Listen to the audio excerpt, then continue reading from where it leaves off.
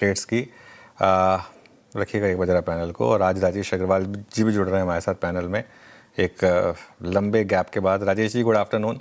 Miss किया वैसे हमने आपको, और welcome back to the show.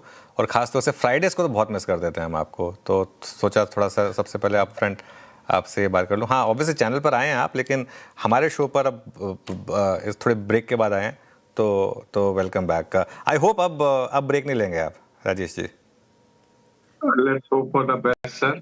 हाँ, गुड आफ्टरनून। और वैसे पिछले हफ्ते भी मैं कमाई के अड्डे में था, आप नहीं थे। मैं नहीं था। हाँ, मैं छुट्टी पर गया हुआ था, तो इसके लिए मैं नहीं था। बिल्कुल सही कहा के पास। राजेश जी चलिए ऑफिशियली गुड आफ्टरनून शो में। अब बताइए आपका इन्वेस्टमेंट आइडिया। गुड आफ्टरनून अनुज जी, वीरेंद्र जी, बाकी भी जो पैनल में मित्रगण है, सबको नमस्कार। ट्रेड की बात की जाए तो मैं सोच के इंडियन बैंक ही आया था, बट चूंकि ऑलरेडी 10% के आसपास बढ़ गया है, तो मैं यही कहूंगा कि कुछ करेक्शन आए, कुछ नीचे जाए तो लेना चाहिए। लेकिन उसके अलावा इस वक्त उसको हटा के मैं बायोकॉन देना चाहूंगा।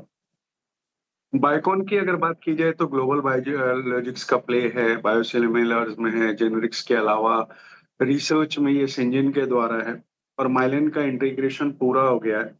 बैलेंस शीट के प्रेशर जो कंपनी में बने हुए थे वो ही कम होते हुए नजर आ रहे हैं, क्योंकि 4150 करोड़ का जो क्यूआईपी उन्होंने पिछले दिन किया था उससे डेट कम हो गया और वहां मार्जिन्स में सुधार आता हुआ नजर आएगा। तो मुझे लगता है कि स्टॉक को अगर कोई मध्यम से लंबी अवधि के लिए लिए, क्योंकि छोटी अवधि में ये स्टॉक में कुछ ज्यादा मूवमेंट आती नहीं है, लेकिन मध्यम से लंबी अवधि में स्टॉक को अगर रखा जाए तो 480 500 के टारगेट आते हुए दिखते हैं। ओके चलिए। वाकई एक इसने ना सिंक होते हुए इंडेक्स को बचाया है ना। कल तक हम मिस कर रहे थे, परसों तक हम मिस कर रहे थे पीएसयू बैंक्स को। आज इसने एक बार निफ्टी पीएसयू बैंक इंडेक्स पे रखिएगा। राजेश अग्रवाल जी वाकई आई मीन जो लास्ट ग्लोरी थी ना पीएसयू बैंक्स की, वो इसने लौटाई है। और ये सारा हुआ था शुरू जब एसबीआई के नंबर्स थे, उसके बाद फिर क्रूड का चलना वो पीएसयू बैंक्स को कभी भाता ही नहीं है। आपकी इंस्टीट्यूशन की अलाइनमेंट कैसी है पीएसयू बैंक्स में? क्या चीज कर रहे हैं, क्लाइंट्स को क्या राय दी गई है? विदु जी, अगर आपको ध्यान हो तो मैंने हमेशा पीएसयू बैंक्स का साइड लिया है, क्योंकि बैलेंस शीट सबकी क्लीन हो चुकी थी, वैल्यूएशंस अच्छे थे। बैंक ऑफ महाराष्ट्र एक ऐसा स्टॉक जो कि 40-42 रुपया से लगातार मैंने आपके साथ चर्चा करी यहाँ पे, जो अब 83-84 तक आ गया। और हमें लगता है कि जिस तरीके के नंबर्स उसके क्वार्टर ऑन क्वार्टर आ रहे हैं, हर क्वार्टर अगर आप देखो तो उसके बेहतर नंबर आते हैं। सारे पैरामीटर्स में पूरे पेयर सेट में वो नंबर्स बेहतर परफॉर्म कर रहे हैं। तो मुझे लगता है कि इतनी बढ़त के बाद भी यहाँ से अपसाइड बनती है, प्रोवाइडेड कोई मध्यम अवधि का नजरिए रखे, क्योंकि इतनी तेजी से इतना बढ़ गया है तो हो सकता है कि थोड़ा कंसोलिडेशन करे। बट मध्यम से लंबी अवधि में 3 फिगर तक जाता दिखता है। थोड़े से बड़े बैंक में आऊं तो बैंक ऑफ बड़ौदा और कनारा बैंक अच्छा लगता है, और इंडियन बैंक जिसके नतीजे आ जाए वो हमारी दिवाली पिक्स में थी, और वहां से स्टॉक ने अच्छी बढ़त दिखाई है। आज जिस तरीके के नंबर आए हैं, फिर वो चाहे नेट प्रॉफिट के हों जो कि 10% के आसपास बढ़ा, नेट इंटरेस्ट मार्जिन 16.92 आया है, डोमेस्टिक एनआईएम्स अच्छे आए हैं, ये सारे पायदान पे इतने शानदार नतीजे, मैं समझता हूँ थोड़ा सा यहाँ से करेक्ट करे। 10% तो ऑलरेडी बढ़ गया है नतीजों के बाद, थोड़ा सा करेक्ट करे 850 840 तक आए तो वहां पर खरीदारी का एक अच्छी लेवल्स आएंगे। ओके, राजेश अग्रवाल जी से एक व्यू लेना चाहूँगा इस पर। राजेश जी, डिक्सन टेक देखिए ट्रेडिंग मूव तो पूरा हुआ, वो तो खैर आज एक नो ब्रेनर था, क्योंकि 10,800 से हमने एक लॉन्ग की बात की थी, अब 13,400-500 पर आ गया तो थोड़ा प्रॉफिट बनता था। लेकिन अगर किसी को निवेश करना है तो ये लेवल सही है या थोड़ा सा रिएक्शन का वेट करें? देखिए, मेरे हिसाब से रिएक्शन का वेट करना चाहिए, क्योंकि जो 10 साढ़े 10 हजार 11 हजार तक चला गया था वो थोड़ा सा ओवरसोल्ड कह सकते हैं, या कुछ ज्यादा ही करेक्शन हो गया था कह सकते हैं, वहां वैल्यूएशन सही हो गए थे। यहाँ पर हमारे अनुमान से जो वैल्यूएशन आ रहे हैं वो 13,900 से 14,000 का आ रहा है, जो कि अब अपसाइड बहुत ज्यादा बचती नहीं है। वीवो के साथ जो करार हुआ है उस कारण से पॉजिटिव एनवायरनमेंट बना, नो डाउट, और स्टॉक ऊपर की तरफ खींचा। लेकिन जिस तरीका से मेमोरी चिप्स के प्राइसेस वगैरह बढ़ रहे हैं उसे देखते हुए मुझे लगता है कि कम से कम आने वाले 1-2 क्वार्टर्स तक मोबाइल हैंडसेट्स की जो बिक्री के आंकड़े आएंगे वो थोड़े से नरम आएंगे, तो जिसका सीधा असर डिक्सन जैसी कंपनियों पे नंबर्स पे पड़ेगा। लॉन्ग टर्म में अच्छी है, कोई दो राय नहीं है। वैल्यूएशन भी अगर देखें तो थोड़े से स्ट्रेच नजर आएंगे, तो मैं समझता हूँ थोड़ा सा करेक्ट होने का इंतजार करें नई एंट्री के लिए। ओके चलिए, अच्छा राजेश अग्रवाल जी, ये म्यूचुअल फंड का डेटा देखा आपने, मैं एक स्टॉक स्पेसिफिक व्यू जानना चाहूँगा आपसे। एचडीएफसी एएमसी पर लगातार स्ट्रेंथ रही है स्टॉक में। अब एसबीआई म्यूचुअल फंड का भी आईपीओ आ रहा है, तो देश का सबसे बड़ा म्यूचुअल फंड भी लिस्ट होने जा रहा है, तो ये अपने आप में एक बहुत बड़ी इंडस्ट्री बन चुकी है। लिस्टेड 8-10 लिस्टेड प्लेयर होगा यहाँ पर। आपका फेवरेट कौन सा होगा इनमें से?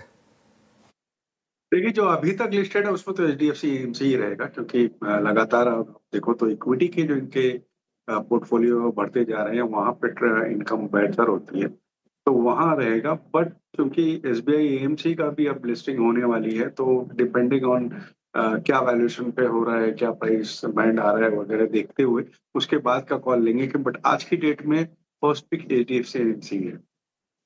ओके, चलिए। राजेश जी, क्या पिक करेंगे आप? वीरू जी, मिड कैप के हिसाब से ब्लू जेट हेल्थ केयर के साथ जाना चाहूंगा। कॉन्ट्रास्ट मीडिया में लीडरशिप है कंपनी की, और जिस तरीके के न्यू लॉन्चेस वगैरह कर रहे हैं उससे डबल डिजिट सेल्स ग्रोथ आने की संभावना है। 76% के आसपास ये सेगमेंट इस कंपनी के ईवी इंटरप्राइज वैल्यू में है।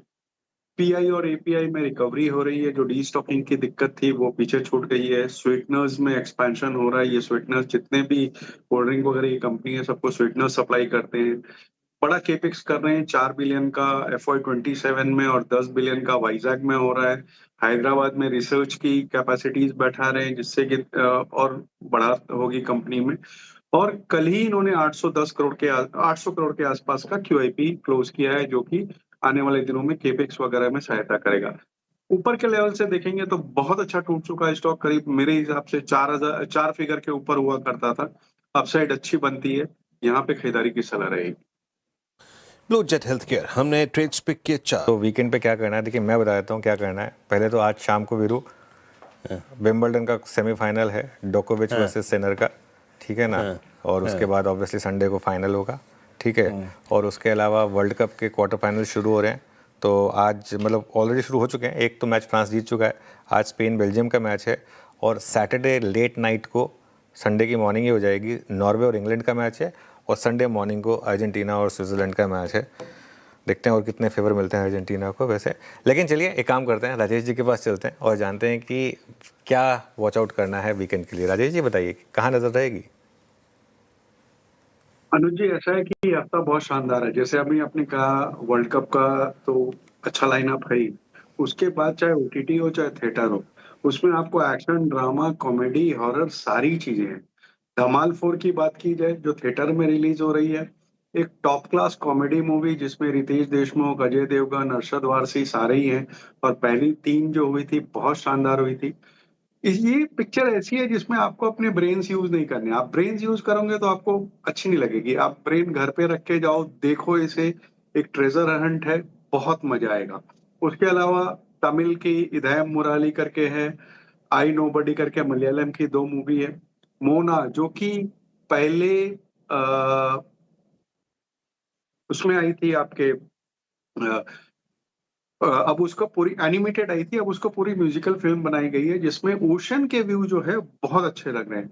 इविल डेड 1 जो कि 6वीं इंस्टॉलमेंट है, वो अपने आप में बहुत शानदार हो सकती है। और द इनवाइट करके एक कॉमेडी थ्रिलर है।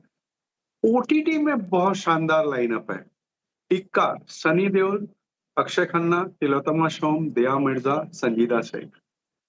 सनी देओल को आप लॉयर के ड्रेस में जब आप देखते हो तो आपको सबसे पहले ख्याल दामिनी का आता है, जहां तारीख पे तारीख 33 साल पहले उन्होंने की थी। इस बार बॉर्डर 2 की शानदार सफलता, अक्षय खन्ना की धुरंधर की शानदार सफलता के पास दोनों एक साथ आ रहे हैं, बहुत एक्साइटिंग हो सकती है। पति पत्नी और वो दो, जो आयुष्मान खुराना और राकुल प्रीत सिंह और सारा अली खान की मूवी थिएटर में रिलीज हुई थी, उसका ओटीटी रिलीज है। उसके अलावा पेडी रामचरण की और जानवी कपूर की ओटीटी रिलीज है। बाल्टी करके एक तमिल सीरीज है जो हिंदी में भी आ रही है, जो मेरे ख्याल से बहुत शानदार हो सकती है। स्पोर्ट्स ड्रामा है, और जिसमें ये दिखाया जाता है कि एक कबड्डी प्लेयर किसी गैंगस्टर के गैंग को हरा देता है और उसके बाद उसकी जो जिंदगी में तबाही आती है उस पे है। तो ये लाइनअप बहुत शानदार है, और वर्ल्ड कप और विंबलडन तो जो आपने बताया वो अपनी जगह है। चलिए, तो बहुत कुछ है देखने के लिए वीकेंड पे, है ना। पेडी का एक मैंने शॉट देखा था, तो खैर उसको दोबारा रिपीट नहीं करूँगा, लेकिन ये है काफ़ी अच्छी खासी सारी चीज़ें हैं यहाँ पे इस वीडियो। राजेश जी शुक्रिया आपका सब कुछ बताने के लिए। चलिए अब क्लोज की तरफ बढ़ते हैं और एक दो स्टॉक्स मार्क कर देता हूँ यहाँ पे मैं, फिर उसके बाद